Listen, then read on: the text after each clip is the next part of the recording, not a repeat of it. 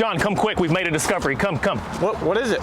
Listen, we're here at the groundbreaking site of Louisville's first Publix supermarkets. And we're trying to help our friends at Publix loosen up the ground before they go ahead and really get things going here, but we've made an astonishing discovery. Come closer.